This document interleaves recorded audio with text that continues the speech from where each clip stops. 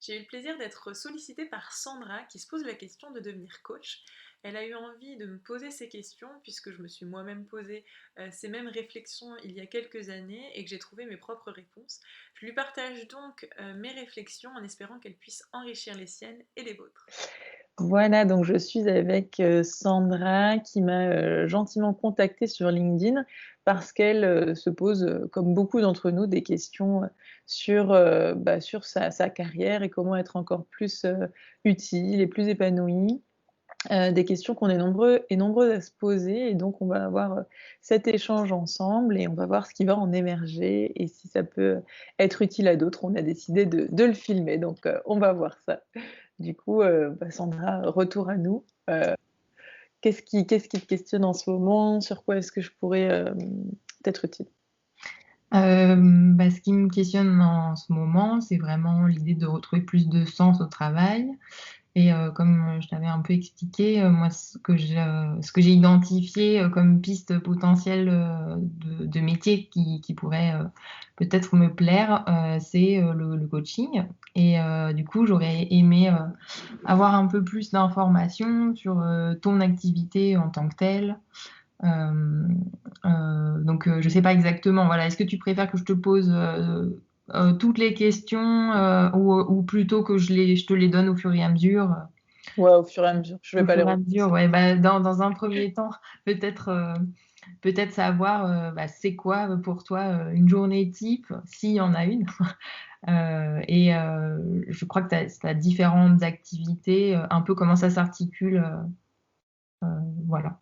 Ouais, ça a beaucoup changé. Je pense qu'au début, j'avais pas de journée type, je suivais beaucoup mon intuition, ce que j'avais envie de faire, hem et j'explorais beaucoup aussi surtout la première année, où je suis devenue coach, où je suis devenue entrepreneuse indépendante à mon compte. C'était beaucoup d'exploration, donc beaucoup de choses, que j'essaye une fois, que je reproduis pas forcément et cetera.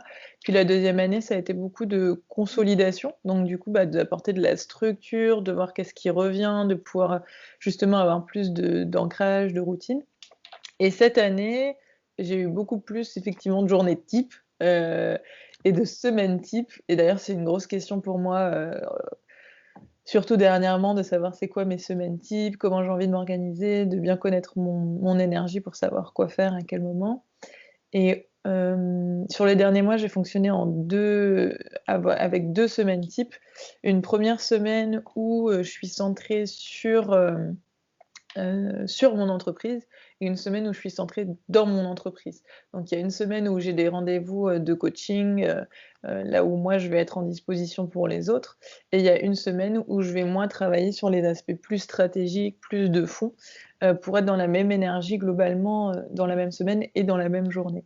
Du coup, il y a je commence toutes mes journées par des morning routines, le fameux livre à Ouais. succès qui a du positif, et d'autres choses que je l'associe un petit peu de côté sur une vision aussi un peu élitiste et les gens qui réussissent, les gens qui ratent leur vie. Bon voilà, j'ai pas la même philosophie, mais en tout cas, j'aime bien l'idée de commencer la journée en prenant soin de moi.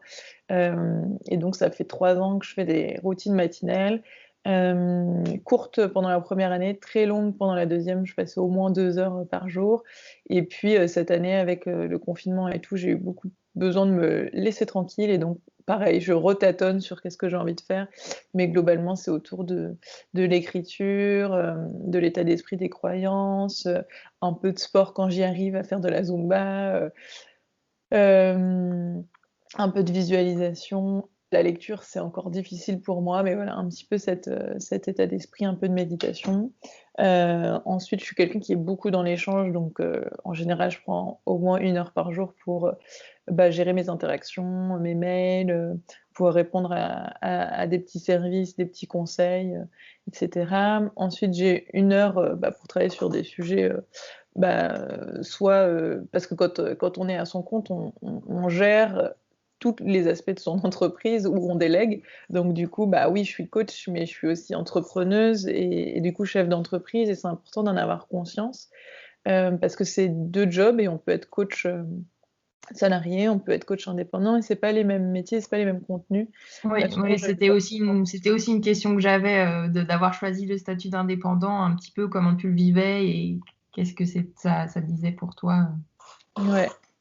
Et bah donc pour synthétiser rapidement, j'ai Ouais. toujours cette routine matinale et ensuite j'ai des moments de communication, des moments pour créer du contenu, des moments pour coacher, des moments pour créer des outils de coaching, des moments pour créer des formations, des moments pour me former. Voilà, j'essaie des moments pour travailler sur ma stratégie, des moments pour travailler sur mes finances, des moments pour faire le bilan de tout ça et reprojeter des nouvelles intentions stratégiques plus claires. Donc globalement, c'est un peu tout ça. Mhm.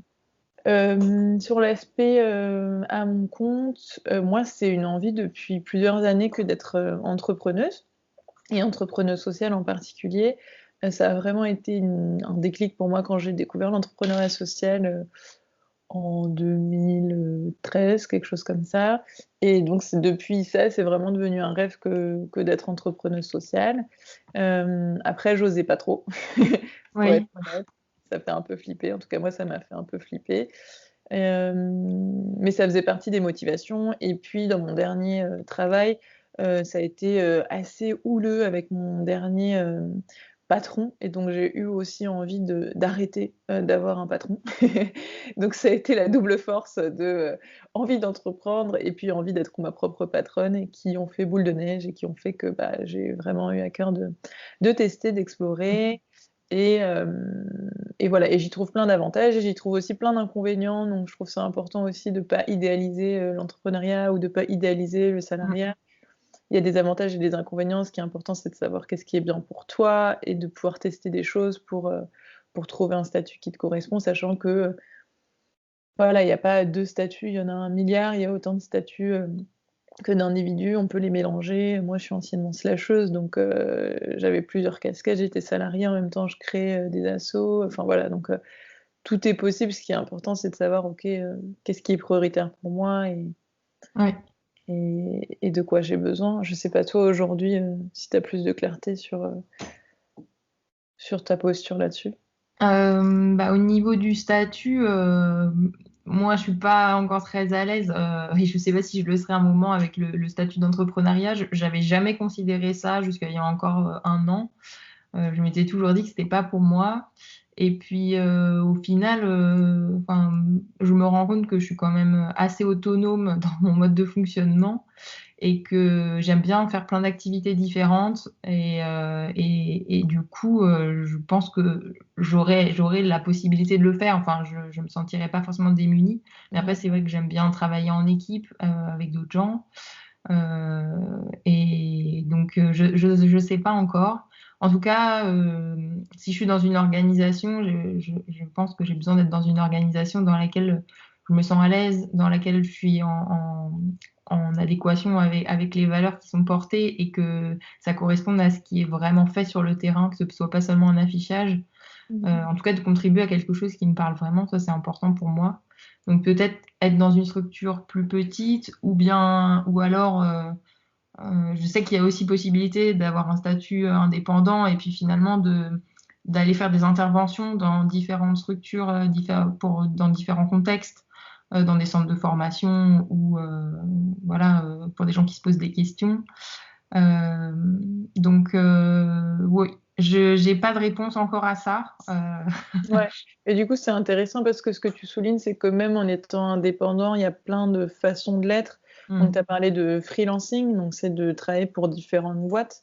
Il y a aussi le fait d'être solopreneur, donc de travailler à son compte seul. Et il y a aussi la possibilité d'être start-upper ou start-upeuse et du coup, bah, d'avoir une dynamique beaucoup plus d'accélération, de scaling.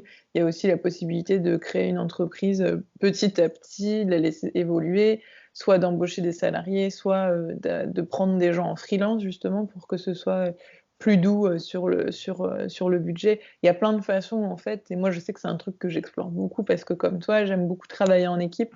Sauf que aujourd'hui, payer une équipe entière, j'en suis incapable. Donc, essayer à la fois de nourrir mes aspirations, pas que par le travail aussi, et puis de mettre dans la durée aussi les différentes envies pour pas être trop exigeante tout de suite et avoir conscience que bah, une carrière, ça se développe dans le temps, une entreprise, ça se développe dans le temps, et donc de pouvoir avoir une vision un peu plus long terme pour pouvoir avoir la patience, notamment dans une reconversion. Moi, quand je me sentais plus bien dans mon boulot salarié, c'était pas évident d'y rester, mais c'était facilité par le fait que je savais qu'à la fin de l'année, ça allait s'arrêter, que j'aurais, aussi, mes indemnités Pôle emploi et que ça me permettrait d'avoir, une sécurité et une motivation à entreprendre, et donc ça donnait du sens, à l'année qui me restait, dans des circonstances qui étaient pas toujours agréables, pas toujours faciles, pas toujours Ouais, c'est je souhait. vois. Donc ouais, je pense que d'avoir une idée un peu, sur le long terme, ça aide à donner du sens et à rester motivé, même dans les moments où on se sent pas pleinement à sa place là où on est pour le moment. Oui, oui, c'est vrai que c'est une question que je me pose aussi, peut-être de changer de posture, aussi en interne peut-être de l'entreprise, parce que je travaille dans un grand groupe, donc il y a aussi des possibilités d'évoluer vers d'autres types de postes, peut-être d'avoir une posture différente, d'accompagnement des personnes aussi en interne. Enfin, c'est quelque chose que je vais aussi explorer.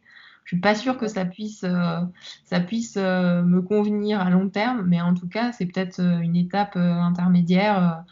Voilà, je sais pas, encore, comment ça va se passer, mais Mmh.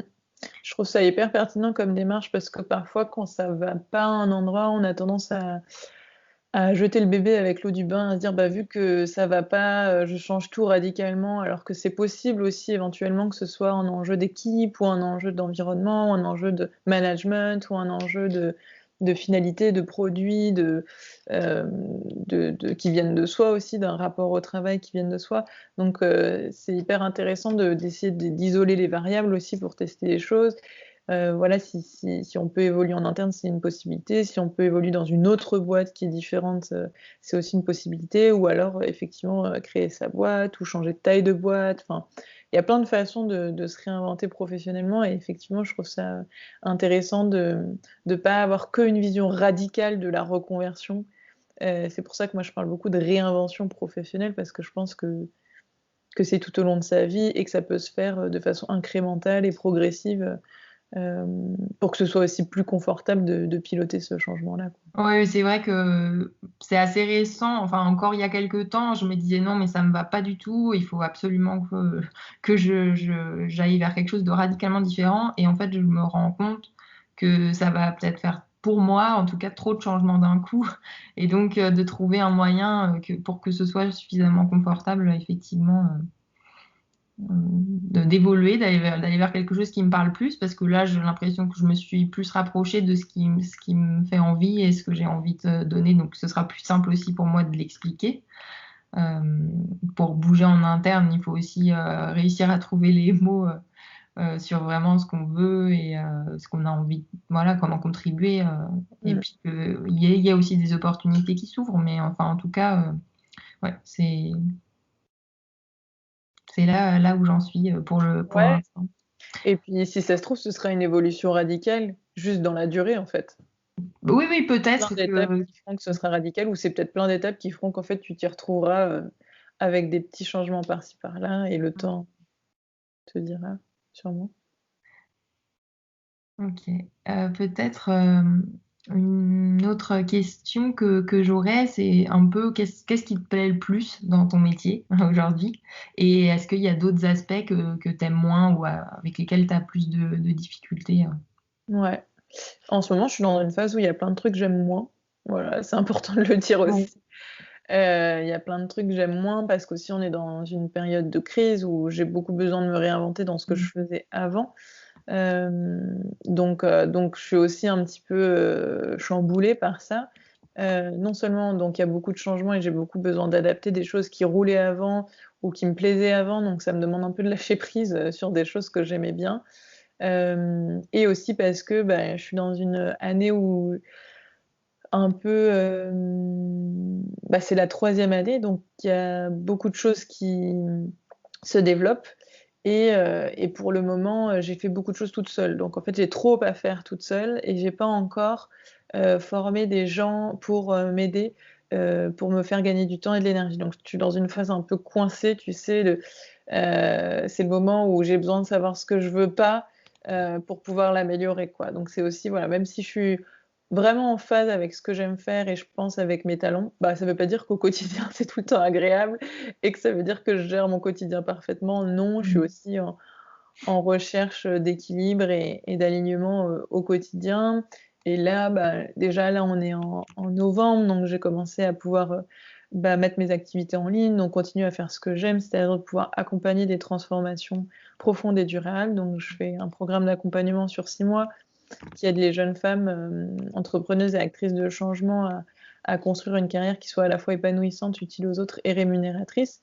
Et aujourd'hui, on a pu passer tous ces accompagnements en ligne et après, bah, du coup, ça fait mars, avril, mai, juin, juillet, août, septembre, octobre, novembre. Tu vois, ça va presque faire 8 mois et donc j'ai l'expérience pour dire que oui, la qualité du lien est préservée et c'est super important pour moi et oui, les transformations sont super fortes et peut-être même encore plus fortes du fait que j'accompagne des femmes assez occupées, qui ont un agenda, blindé, qui parfois ont subi un épuisement professionnel et donc du coup, bah, le fait d'avoir un confinement, ça fait qu'elles peuvent ralentir, Mmh. s'autoriser du temps pour elles et donc avancer encore plus, en fait, sur leur projet de vie. Donc ça m'a, voilà, ça continue de me plaire en ligne d'accompagner des transformations individuelles. Je suis de plus en plus, motivée, et c'est marrant que tu me poses cette question parce que comme je te le disais tout à l'heure, j'ai travaillé mon ikigai hier, donc Oui. travaillé sur, ma mission de vie, mes talents, ma vocation, mes missions, mes professions, enfin tout ça. Donc ce qui est beaucoup revenu en ce moment, c'est, que j'aime beaucoup, mener une aventure collective aussi. Donc j'aime beaucoup rassembler des gens, et j'aime beaucoup, permettre à chacun de trouver sa place dans le groupe et de pouvoir mobiliser ses talents sur un projet collectif, de faciliter la cohésion, la collaboration, la motivation, l'engagement, l'impact. Hem et voilà, je sais pas encore précisément ce que je fais et je vais prochainement lancer une évaluation 360 pour pouvoir aller sonder autour de moi les personnes, que j'ai fréquentées, avec qui j'ai travaillé ou lancer des projets associatifs ou même de mes proches pour pouvoir avoir des retours actuels de, bah, qu'est-ce que je t'apporte au quotidien? Quels sont les talents que tu, peux me trouver? Sur quel sujet tu viendrais me demander conseil? Donc par exemple, là, ce que tu fais, ça m'aide aussi à prendre conscience de: «Ah bah oui, ça c'est utile et c'est quelque chose qui peut apporter de la valeur». Donc tu vois, tout ça, c'est hyper, hyper important. Donc j'ai envie de continuer là-dedans et de plus en plus, j'aime, partager mes vécus et mes apprentissages, donc on est en plein dedans, hein, Mmh. pour pouvoir, aider, et inspirer, les gens à créer une vie, qui leur correspond pleinement. Donc en partageant, bah, mes galères, mes réussites, mes apprentissages pour pouvoir en miroir, trouver ses propres réponses et puis, avoir parfois des outils, des méthodes pour accélérer ces changements de vie. Donc ça, j'aime beaucoup et ça passe aujourd'hui par, des partages de contenu, donc faire des vidéos, interviewer des gens, me faire interviewer, faire des échanges, écrire des articles. J'ai coécrit un livre aussi pour partager, mon expérience sur, la prise de parole en public, pour oser s'exprimer, oser influencer, oser motiver, oser prendre sa place en prenant la parole, ce qui est un vrai sujet pour moi, qui est un gros syndrome de l'imposteur, donc j'ai envie et qui suis loin d'être la seule, donc c'est hyper important de pouvoir, se libérer, libérer notre parole et libérer notre potentiel, donc voilà, pour moi, c'est des choses que j'aime beaucoup faire. Ensuite, j'ai beaucoup d'ajustements à faire en termes d'état d'esprit, parce qu'en fait, je crois que tout ce que je fais aujourd'hui, j'aime faire ça et j'ai de la valeur ajoutée dessus. Simplement, je ne le fais pas encore de façon complètement fluide. J'ai besoin de beaucoup travailler sur mon perfectionnisme, j'ai besoin de beaucoup travailler sur, ma capacité à déléguer, j'ai besoin de pouvoir travailler sur, mon rapport au travail, que ça peut être simple, que ça peut être, plaisant, voilà, donc toutes ces croyances, en fait. Donc je pense que je suis vraiment, assez, en phase avec les causes sur lesquelles j'ai envie de travailler, qui sont l'éducation, le bien-être, la paix, l'entrepreneuriat, être entrepreneur de sa vie, l'égalité des genres. Je pense que je suis assez alignée avec mes talents de révélatrice de potentiel, de fédératrice d'énergie positive, accélératrice de projets, de facilitatrice de collaboration. Je suis assez en phase. même si la crise vient rendre compliqué mon intention Ouais, de fédérer des collectifs, mais encore une fois, je m'ajuste. Et là, je me lance des défis en ce moment de me former sur la facilitation en ligne, donc de pouvoir garder cette convivialité, ces apprentissages via Zoom. ouais. Et aussi moi qui ai besoin de devenir amie avec la technologie, bah, d'apprendre à faire des lives, des Instagram live, pour pouvoir continuer à diffuser le plus possible d'espoir, d'énergie, de joie, d'apprentissage, pour pouvoir bah, aider les gens qui sont intéressés par ça. Donc ouais, en ce moment, j'adore accompagner des transformations, des aventures collectives et puis partager mes vécus, mes apprentissages, mon écoute, mes questionnements, mon réseau aussi, bah, faciliter des évolutions de vie et la cohésion sociale. Voilà, j'en suis un petit peu là. Super, ouais, merci. En tout cas, enfin, moi, ça me parle beaucoup ce que tu Ouais, expliques sur le fait de partager son vécu et son expérience. Quels sont tes apprentissages? Euh, c'est quelque chose que j'ai fait dans une moindre mesure quand j'ai fini mon doctorat, en fait, où je suis allée finalement témoigner auprès d'autres étudiants qui trop n'avaient bien. pas encore soutenu pour leur dire voilà ce que c'est mon parcours, que je suis allée travailler en entreprise et que finalement il n'y a pas que la recherche publique qui existe, il y a plein de choses, que leur donner en fait envie pour la légitimité. Donc c'est vrai que c'est quelque chose que j'ai identifié, ça m'avait vachement plu et je l'ai fait sans y penser. Pour moi, c'était quelque chose d'important, ça me tenait à cœur. Et Mmh. c'est que récemment que j'ai identifié ça en fait comme quelque chose d'important pour moi. Et je voyais pas vraiment comment en faire quelque chose euh, enfin voilà, quelque chose d'une activité professionnelle. Mais finalement, oui, c'est vrai que ça Mmh. peut quand même s'inclure d'une façon ou d'une autre. Ouais, bah, quand tu regardes, parce que c'est ce sur quoi j'ai réfléchi hier, le coaching, c'est quoi? De le coaching pour moi, ce que c'est, la valeur que j'accorde au coaching, ça passe par beaucoup d'écoute, beaucoup d'empathie, beaucoup de reformulation, beaucoup de cadrage, hem, beaucoup de questions. Voilà, c'est ça que j'allais oublier alors que c'est essentiel pour moi, qui me questionne depuis toujours et qui aime bien questionner les autres. Ouais. Donc tu vois, c'est de l'écoute, de l'empathie, de la reformulation, du recadrage, du questionnement, de la motivation, tout ça. Quand tu regardes une interview, ce que tu es en train de faire, ce qu'on est en train de faire là, bah, c'est un peu pareil. De l'écoute, du questionnement, je rebondis, je propose, tu vois? C'est assez proche, c'est créer une connexion pour faciliter une évolution, un partage d'apprentissage. Quand je coach aussi parfois, je partage mon expérience, je partage des outils, je propose des choses, enfin, tu vois? Donc c'est des compétences qui finalement et c'est mon côté un peu slasheuse ou multipotentialiste comme d'autres pourraient l'appeler, c'est en fait, à des talents différents, à des aspirations différentes, correspondent parfois à différents métiers, différentes aspirations. On n'est pas obligé de choisir forcément. Après, plus il y en a, plus c'est un challenge de pouvoir s'organiser pour moi en tout cas. Hem Mais voilà, donc si toi tu une valeur de partage, que tu aimes, parler de toi, parce qu'il y a plein de gens qui aiment pas parler d'eux, par exemple, alors que moi, c'est hyper facile pour moi, ça me fait super plaisir et justement, j'ai envie que ce soit utile aux autres. C'est pas juste en mode: «Eh Mm. regardez-moi, machin», ça n'a pas d'intérêt. En revanche, c'est comment est-ce que je peux faire en sorte que mon vécu soit utile aux autres? D'ailleurs, il y a un podcast super intéressant qui s'appelle «Vécu» de Ticket for Change. Oui, oui, je connais, ouais. Il est Et c'est super. exactement ça, j'en ai réalisé un et la méthodologie est super parce que c'est en partant d'un parcours de vie, ce que je trouve passionnant d'entendre parler de parcours de vie, de vécu, bah, comment est-ce que tu tires des apprentissages qui vont être utiles aux autres? Et ça, tu vois, bah, c'est clairement des compétences qui sont pour moi super utiles, et ça se retrouve dans du coaching, dans de la formation, bah, dans l'écriture aussi, que ce soit d'un blog, d'un livre, ou chez des vidéastes, des youtubeurs, ou youtubeuse. Enfin voilà, donc en soi, c'est vrai que travailler sur l'ikigai, vu que j'en reviens d'hier, Mm. c'est un outil que je pourrais recommander, qui m'a été utile à moi, pour, bien se positionner en fait et à la fois être dans, bah, qu'est-ce que j'aime faire? Ce pourquoi je suis douée, ce dont le monde a besoin et ce pourquoi je peux être payée. Ouais. Et puis en fait, au carrefour de ces différentes sphères, on peut trouver de mémoire la mission, la profession, la vocation et puis la passion. Hem et donc c'est hyper intéressant parce que aussi ça met un petit peu de douceur sur le fait que, bah, tu es pas obligé d'être, au centre direct de tout et d'avoir déjà tout, et d'être payé pour tout et de se mettre une pression. Tu peux aussi faire des choses que tu kiffes sans être payé.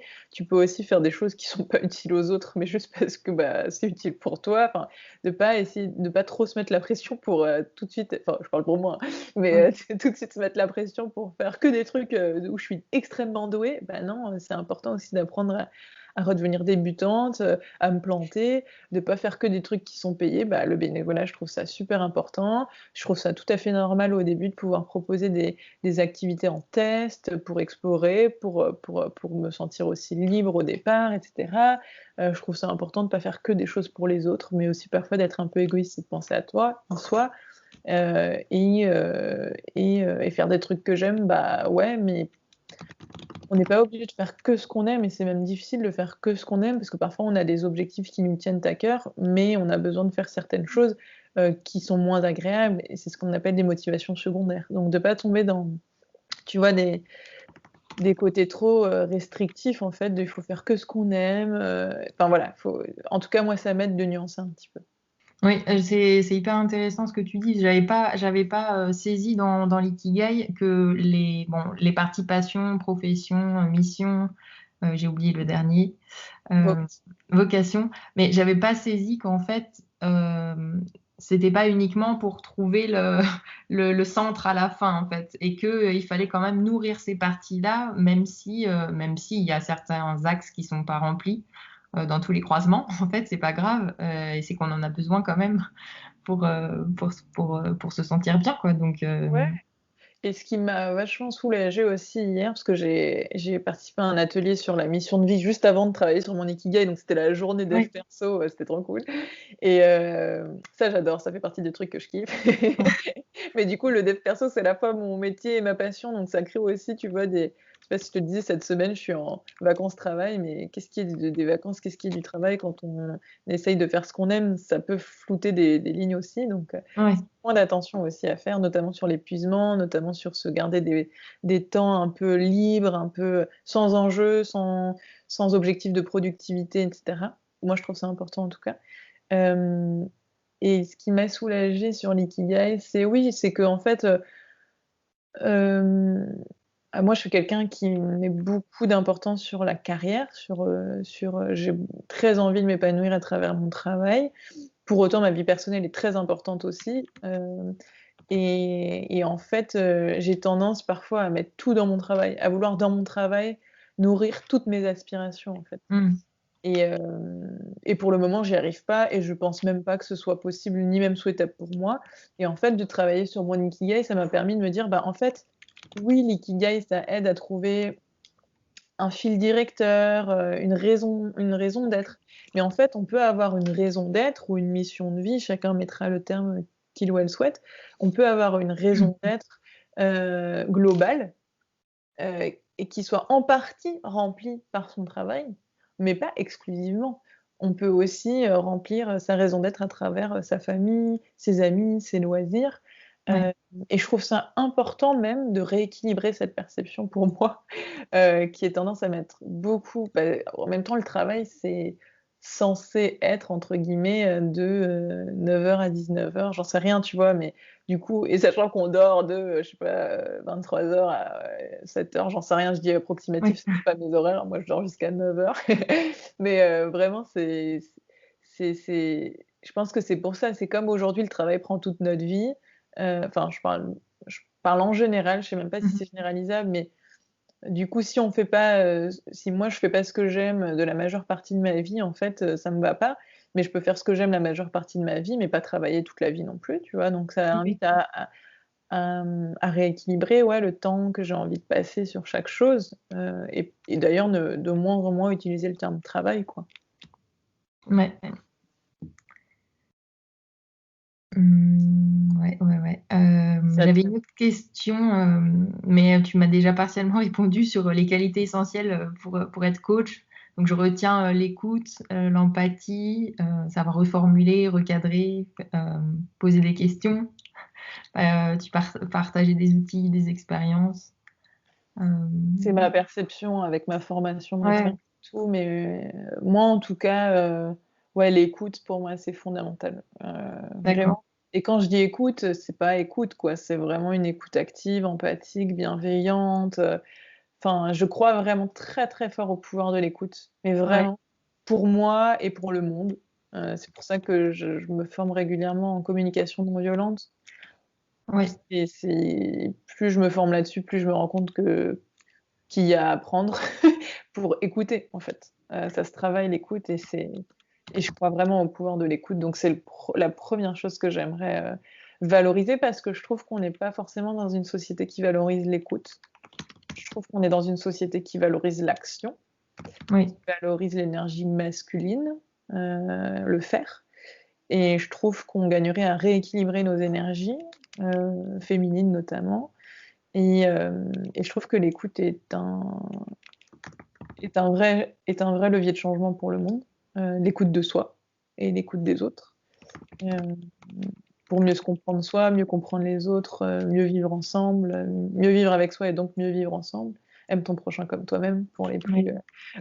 les plus cultivés religieusement d'entre nous, ou pas d'ailleurs car je ne me considère pas comme cultivée religieusement, c'est la seule phrase que je connaisse. Mais j'aime beaucoup cet extrait.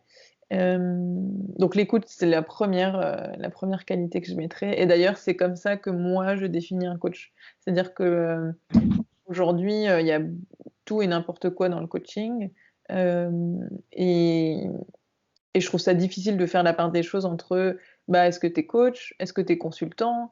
Est-ce que tu es psy? Est-ce que tu es, facilitateur? Enfin voilà, il y a et parmi les coachs, il y a encore plein de choses et moi, je sais que l'écoute, c'est quelque chose, heu, qui fait partie de l'identité de ce que je considère, un coach, quoi. On n'est pas là pour, enfin pour moi, le coach, toujours c'est selon moi, est là pour aider l'autre.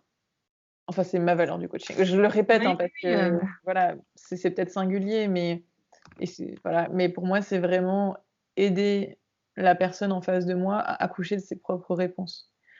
Pour moi, dans le coaching, il y a une notion d'empowerment qui est essentielle. Je suis pas là pour, attends, il y avait la phrase, tu sais, je suis pas là pour te pêcher ton poisson. Je suis pas là pour, t'apprendre à pêcher le poisson, je suis là pour t'aider à révolutionner l'industrie de la pêche. ouais, Je crois que c'est Bill Drayton, d'Ashoka ou je sais plus exactement qui a partagé cette métaphore mieux que moi. Mais pour moi, c'est vraiment ça, quoi. Je suis pas en train de te rendre dépendante de moi, je suis pas en train de travailler, de faire plaisir à mon ego en me disant à quel point moi je suis forte et je suis une sauveuse, et je vais être trop utile pour les gens. Non, je suis en posture de qu'est-ce qui est le plus utile pour toi?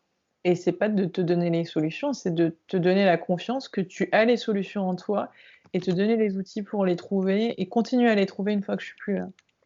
Donc pour moi, le coaching, c'est de l'empowerment et donc pour moi, c'est une valeur clé, à une société qui est autonome, qui est digne.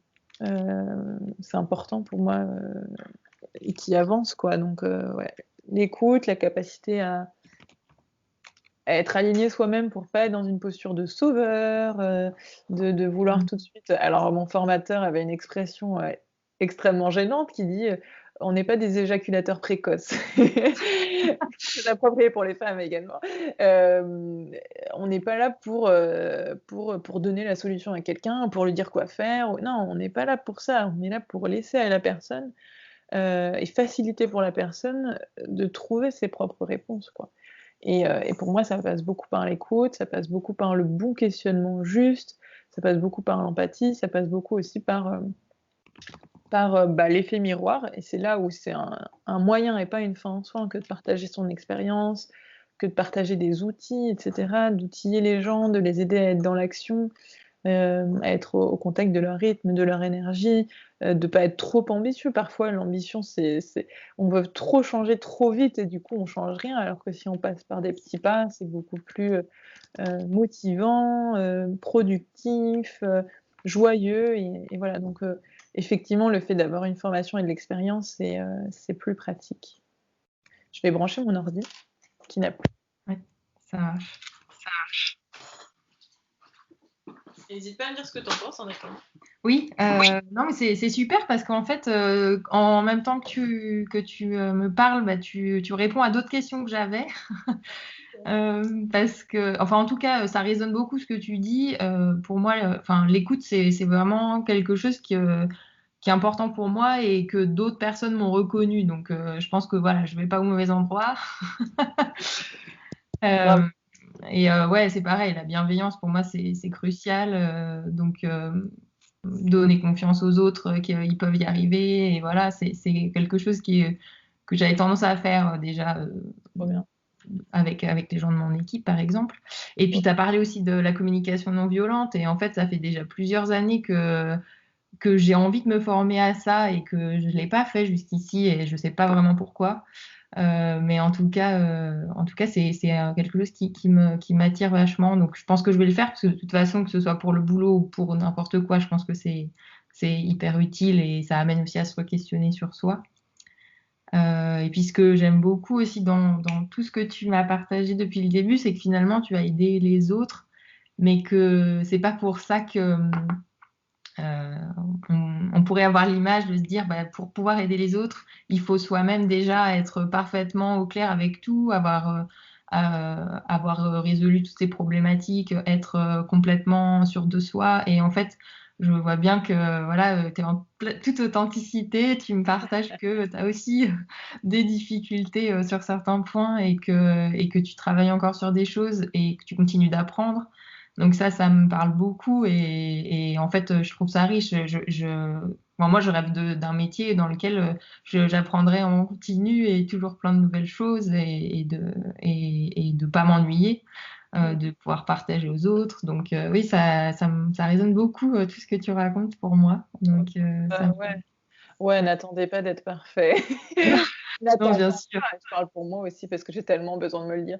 N'attendons pas d'être parfait pour oser apporter au monde ce qu'on peut déjà lui offrir maintenant, en fait. Mm. Ça m'aide de voir ça comme ça, en fait et c'est mon amie coach, Christine Rotzen que j'ai interviewée, la semaine dernière qui a partagé aussi, son expertise qui est très douée pour libérer sa parole, pour s'exprimer librement.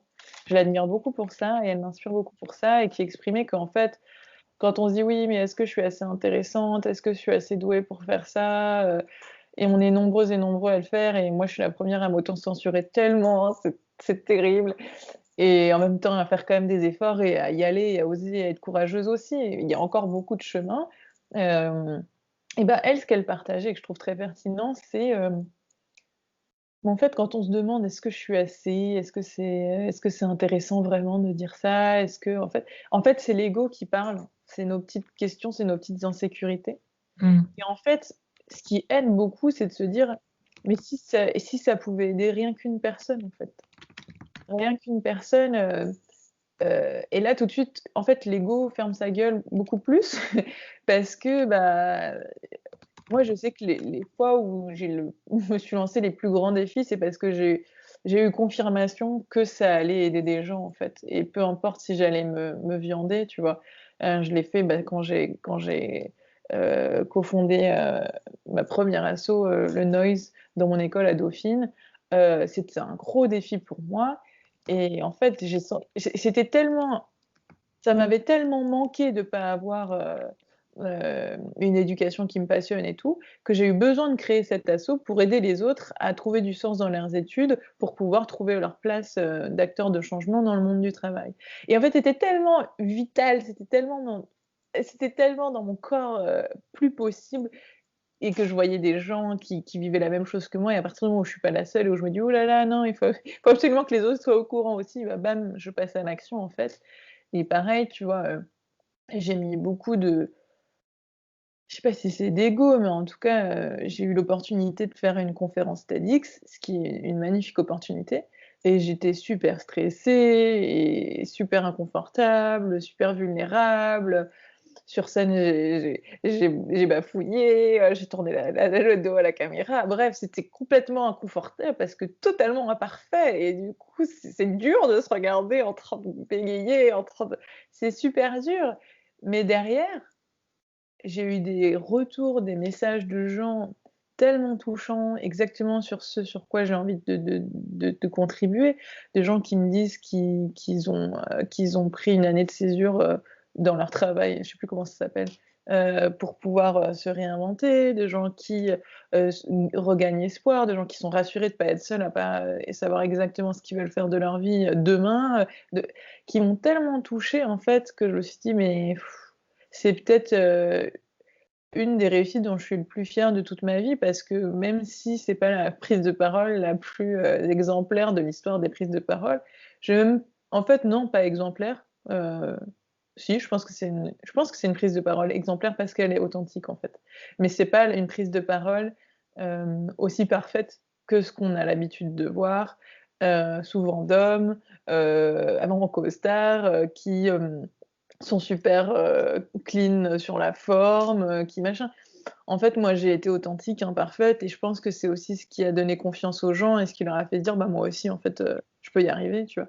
Et et du coup, bah, je sais plus ce que je voulais dire, mais oui, de laisser de côté l'ego, et nos insécurités, enfin, ça fait partie de nous et on Mmh. est humain, en fait, c'est ce que tu disais, tu me disais: «Oui, tu pas l'air d'avoir tout figure it out, tu pas l'air d'être parfaite pour pouvoir, aider les autres. Bah, en fait, non, je suis humaine et c'est ce qui m'aide à aider les autres à accepter leur humanité et à renforcer notre humanité commune et pour le coup, c'est vraiment quelque chose qui me tient à cœur, même si c'est super dur pour moi encore d'accepter mes imperfections et que je suis super perfectionniste et super minutieuse et que je perds un temps monstre sur des trucs qui n'ont aucun intérêt, mais et que je me censure encore beaucoup et c'est clairement une piste d'amélioration, mais en même temps, c'est là aussi où on se reconnaît les uns en les autres et où on est authentique et où enfin, c'est pas parce qu'on est enfin, c'est parce qu'on est imparfait qu'on peut aider les autres, en fait. Oui, oui, c'est sûr que ça permet aussi, j'ai l'impression, de quand on vit certaines difficultés, de mieux comprendre ce que les autres peuvent traverser et d'expliquer ce qu'on a vécu. Ça met plus facilement en lien avec les autres, heu, ouais, ouais, c'est hyper riche, enfin, ça me touche, vachement tout ce que tu expliques, en tout cas. Mmh. Peut-être une dernière question, enfin une dernière question, spécifique, sur le coaching. C'est comment est-ce que tu as choisi toi ta formation et est-ce que tu suivais une activité enfin que tu avais une activité professionnelle en parallèle? Parce que je crois que tu avais déjà commencé à travailler à ce moment-là. Comment tu as concilié ça et Ouais. C'est une question qu'on me pose super souvent, ça, la question du choix de la formation. Alors, moi, ce qui m'a fait choisir, c'est qu'en fait, j'ai été accompagnée pendant 1 an par un coach, qui avait été formé à l'Institut des neurosciences appliquées mmh et comme j'ai adoré cet accompagnement et que ça a profondément changé ma vie, j'ai été super convaincue et je me suis pas posé beaucoup plus de questions que ça. Et j'ai été dans cette même formation de l'Institut des neurosciences appliquées. J'ai adoré les outils qu'on a utilisés, l'approche pendant mon coaching. Mon coach était aussi un peu, conférencier, donc je connaissais déjà beaucoup d'outils. J'avais déjà commencé à coacher avant même d'être certifiée. Donc en soi, j'étais convaincue. Après, au moment de signer et de faire le virement, j'étais un peu hésitante, mh. mais globalement, j'étais convaincue, par ça. Le fait de l'avoir vécu, voilà, déjà, c'est une bonne chose et notamment, ça m'a beaucoup aidée d'avant de choisir de devenir coach, d'être passée par un programme de coaching, en fait, pour, Mmh.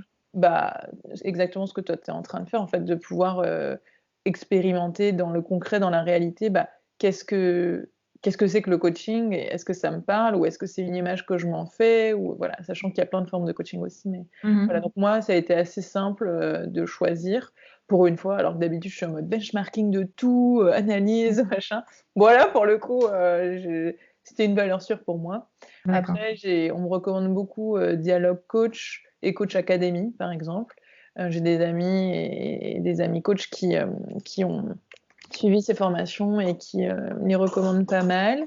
Ce qui aide, c'est déjà de partir de soi, je dirais, et de se demander, de quoi j'ai envie, à quel rythme, avec quel contenu, sur quel thème, est-ce que c'est de l'individuel, est-ce que c'est du collectif, est-ce que j'ai envie d'une dynamique particulière, est-ce que j'ai besoin d'un format particulier, qu'est-ce que j'ai envie d'en faire après, je recommande aussi d'aller parler avec des gens qui sont passés par cette formation pour pouvoir avoir des témoignages et d'en avoir plusieurs parce que, c'est très subjectif. Ouais. Donc, moi, par exemple, je recommande pas forcément l'Institut des neurosciences appliquées à tout le monde. Je dis ce que ça m'a apporté, ce que j'étais venue chercher, ce avec quoi je suis repartie qui était différent de ce que j'étais venue chercher et ensuite, je peux pas, copier-coller sur quelqu'un d'autre et dire: «Ça a été bien pour moi, donc ce sera bien pour toi». Mmh. Je recommande ma formation, mais je la recommande pas à tout le monde parce que, ça dépend des besoins, des profils et cetera. Donc, voilà, moi, ça a été plutôt simple et je D'accord. recommande, effectivement d'expérimenter le coaching pour savoir ce que c'est vraiment et puis ensuite, de pouvoir, avoir des témoignages, partir de soi pour savoir de quoi on a envie et puis de tester. Toi, tu as déjà des idées? Tu disais, non, pas forcément. Enfin, je me suis un peu renseignée, mais j'ai rien fixé, enfin, je voulais d'abord asseoir, mon Ouais, idée avant de griller les étapes, on va dire. ouais, Mais oui, tu disais que tu as fait des coachings en même temps, mais tu avais une autre activité professionnelle aussi en même temps ou pas, ouais, Est-ce que tu après mon activité professionnelle était pas, hyper éloignée de ce que je fais aujourd'hui, je trouve, c'est important de le préciser. J'estime pas D'accord. avoir fait une reconversion, même si parfois les gens considèrent que c'est une reconversion. Hem J'ai pas l'impression d'être repartie à 0, et cetera. J'ai continué la suite de mon parcours, en fait, mais avant j'étais, responsable, de l'entrepreneuriat dans une école et avant ça dans une start-up et avant ça dans d'autres trucs. Mmh. Donc, en soi, je faisais déjà, de l'accompagnement, c'est juste j'étais pas coach, heu D'accord. et j'avais pas une posture de coach, certifié. J'étais déjà sur l'accompagnement de l'entrepreneuriat, ce que je fais en partie aujourd'hui et j'étais déjà sur l'entrepreneuriat engagé, donc aider à maximiser l'impact. Et donc c'est important de le dire parce que parfois surtout quand on commence, on a tendance à se comparer les uns aux autres, ce qui est mon cas aussi, parfois je n'arrive pas à ne pas comparer, c'est humain et en fait, c'est important d'avoir la réalité, c'est que je ne suis pas repartie de 0, c'était la suite, de mon parcours.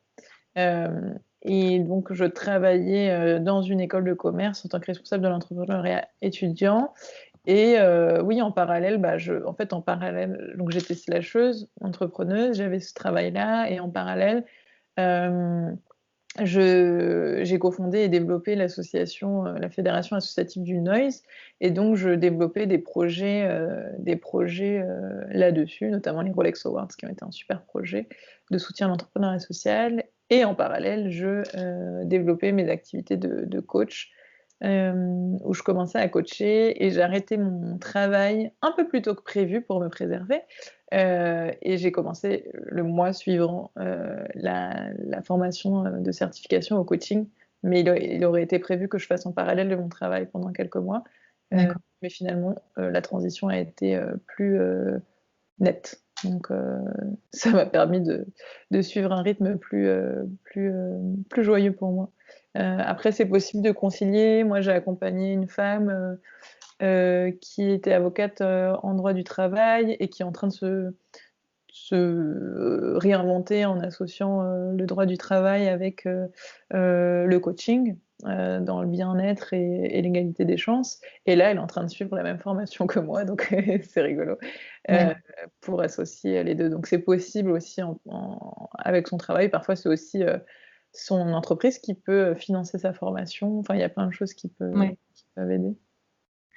D'accord, bah, merci beaucoup et là, vraiment la dernière question, est-ce que tu aurais, des conseils à donner à quelqu'un qui voudrait se lancer dans ce domaine,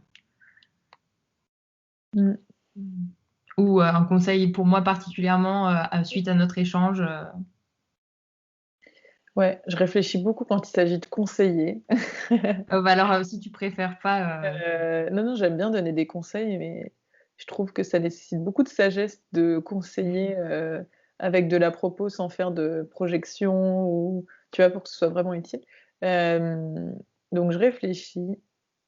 Bah, je dirais que ce qui m'a aidé moi, c'est de faire exactement ce que tu es en train de faire. Donc moi, je t'encourage à continuer ce que tu es en train de faire, c'est-à-dire de pas projeter un fantasme de ce que pourrait être ce futur métier ou ce métier de coach, mais de vraiment apprendre à comprendre ce que c'est que la réalité de ce métier.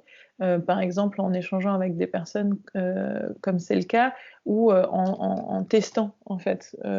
En testant, en voyant, voilà, est-ce que j'aime le coaching, est-ce que j'aime coacher, de vraiment être dans le concret, dans la réalité, avant d'impulser un changement de vie complètement complet. En fait, je trouve ça hyper important d'expérimenter les choses. Euh, et ensuite, bah, une fois qu'on a, si tu sens en toi que ça t'anime, si tu sens que ça, tu vois, de ce que tu m'as dit, que ça vient raisonner par rapport à des talents que tu as, ce pourquoi tu es reconnu par d'autres, si tu vois que dans tes expériences passées, tu as déjà des expériences de coaching en fait, parce que je pense qu'on... Est-ce qu'on est coach ou on le devient, je ne sais pas, mais en tout cas, on a un potentiel, tu Mm. vois, je pense. En tout cas, moi, je considère que j'ai plus ou moins toujours été coach, mais je le savais pas et tout ça, tout ça. Et je pense que c'est vraiment un potentiel, c'est vraiment enfin voilà, ne pas s'arrêter à je suis pas formée, je suis pas certifiée, je sais pas encore comment je vais en vivre, je sais pas encore, il y a beaucoup de concurrence, nanana. Ne vous demandez pas est-ce que c'est possible, mais dites-vous que c'est possible et demandez-vous comment ça peut l'être progressivement, quoi. Parce que c'est possible en fait. Donc voilà, j'ai envie de dire, crois en tes rêves, donne-toi les moyens aussi d'y arriver, fais-toi confiance et, et qu'est-ce que je pourrais dire que tu ne sais pas déjà? Bah, fais-toi confiance que c'est toi qui as les réponses en fait. Mm. Parce que moi, j'en suis vraiment convaincue. Je peux parler de moi et de mes réponses et de mes cheminements et de ce qui m'a aidé, mais je sais, tu vois, en donnant des conseils, je sais que oui, ça peut résonner, mais je suis convaincue que c'est toi qui as tes réponses et c'est toi qui sais ce qui est bon pour toi. Donc voilà, j'ai envie de dire, fais-toi confiance pour faire ce qui est bien pour toi. Et si à des moments, tu sens que tu sais plus trop où t'en es, bah demande de l'aide. Voilà, moi, j'ai parfois du mal à demander de l'aide, mais pareil, ça fait partie des fiertés dans ma vie que d'avoir réussi à demander de l'aide à un coach quand j'étais en train de frôler le burn-out, que de réussir à investir dans une consultante sur un accompagnement pendant 1 an quand j'arrivais plus trop à prendre du plaisir dans mon aventure entrepreneuriale, quand je vois ma psy dans des moments de crise sanitaire et crise économique. Enfin, voilà, donc oui, croire en soi et oui, accepter sa part de vulnérabilité et demander de l'aide quand on en a besoin. Ouais, super, ouais. Merci beaucoup pour tout ça, Rebecca. C'était vraiment hyper riche. Je suis, je suis super contente de notre échange. Bah, trop cool. Est-ce que tu peux me dire, toi, ce que ça te laisse penser, ce que tu as envie de retenir, ce que ça te donne comme envie pour la suite, peut-être? Ben, ça me donne beaucoup d'entrain, en fait, d'énergie. Ça me donne envie de tester. Après, je sais pas exactement comment m'y prendre pour l'instant.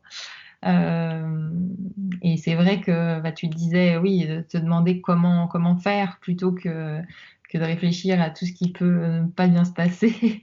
Mmh. Euh, c'est, c'est pas évident encore pour moi, mais c'est vrai que ça me donne envie, en fait, la façon dont tu parles de ton métier, ta façon d'être aussi, qui est en toute authenticité, où tu partages ton vécu.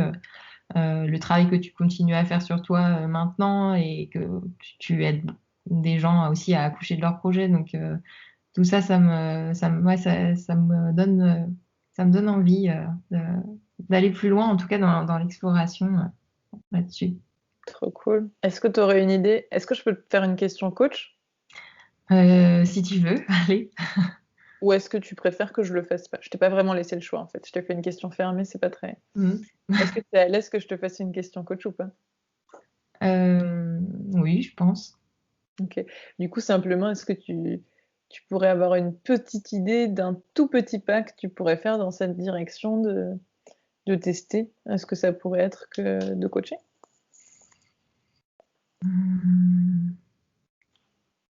Ça pourrait se faire maintenant d'ailleurs.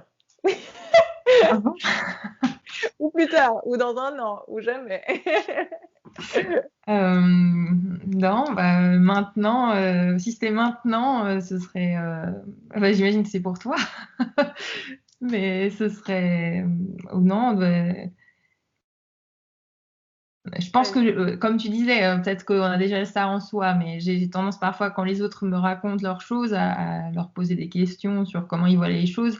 Mais je me rends compte aussi que c'est pas forcément testé parce que c'est pas écrit en fait que c'est ça et je pense qu'il faut pas se mettre dans la posture si l'autre ne l'a pas demandé. Enfin, c'est exactement ce que tu viens de me dire là, que voilà, tu voulais vérifier que c'était OK pour moi.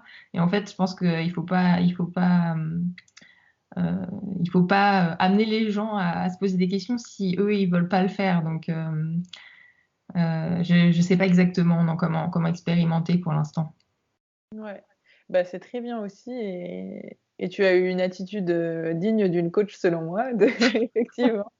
Pour moi, ça fait pour moi, ça fait vraiment partie de l'éthique de coach et c'est prioritaire, en fait, pour moi. C'est vraiment prioritaire donc voilà, tu as bien illustré, ton propos. Je trouve que c'est vraiment très important et ça rejoint l'idée que j'avais partagée sur ne pas être en mode sauveur, quoi.